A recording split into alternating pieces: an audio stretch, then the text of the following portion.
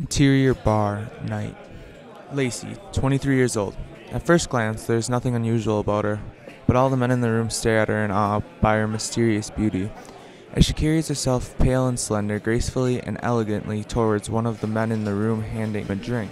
She then glances over to a man at a nearby table as the man intensely watches her as she makes her way around the bar. In that moment, the man can see more of her. Her white blonde hair is short and falls in a dead straight sheet from her parting.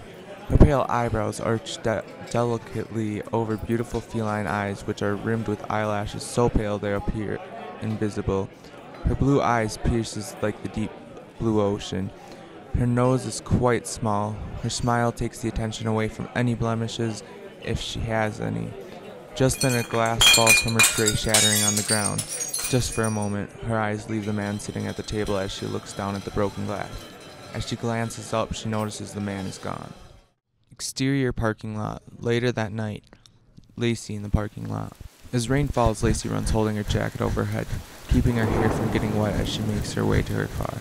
Shaking from being wet and cold, she searches her purse for the car keys, not noticing a man in a tow truck watching her from a distance. She finally finds her car keys and quickly unlocks the door and hops in the car. She places the key in the ignition to start the car. The car won't start. 3 times she attempted, no avail. A tap is heard at her car window, startling her. She rolls down the window slightly, just enough to hear the man who had caused the disturbance. She glances over to the lock on the door to make sure the door is locked. Much to her relief, the door is locked. Pop your hood, and I'll get it started for you. Lacey nods her head in agreement and grabs the release knob to the hood. While sitting in the car, afraid of the stranger that is helping her, the man walks to the front of the car and lifts the hood. Okay, start your car. As Lacey turns the key, the car starts on the first try. Lacey, still sitting in the car, yells out the window. It worked. Thanks! You're a lifesaver. But there was no response. Hello? Are you still there? Lacey sees the hood is still up and can't go anywhere with the hood up. For 10 minutes, Lacey sits in her car until she gets the courage to close the hood.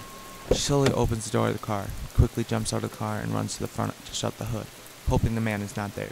She makes it to the front of the car, much to her relief. The man is not there. She closes the hood and she turns around. He is standing right in front of her. She jumps. She recognizes it is the same man from earlier in the bar that was sitting at the table staring at her. Oh, it must have been the rain. The rain makes cars stall, you know.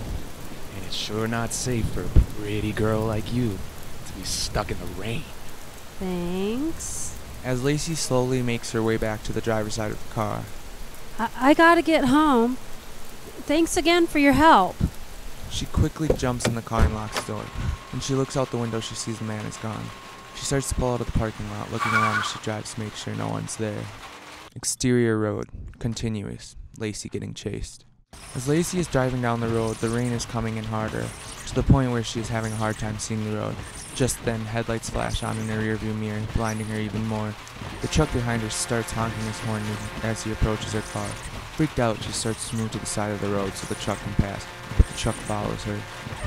What's his problem? Move, why don't you? Lacey starts to hit the gas to speed up. The truck speeds up too and ends up on the left side of her car. The truck is a tow truck and he is still honking his horn. Leave me alone. Fuck you. The truck starts to ram her. Fuck you! Lacey hits the gas and the car reaches 90. The truck stays with her. She looks over at the truck, then forward. She notices the road turns, but it is too late. She drives off the road for about a half mile, then hits a tree. Exterior forest, continuous. Lacey's death. Lacey is still alive. It has been minutes since the accident. Bleeding from her face and bruised, she opens the door. Slowly getting out of her car, she looks around as disoriented. Just then she hears a noise as if someone is walking towards her. She starts to run, screaming for help. Lacey, not able to see because of her running and it being dark, she slips in the mud and slides down a hill a couple of feet. As she tries to stand up, a hand grabs her by the hair and lifts her up. A knife is brought to her neck, ready to cut her throat.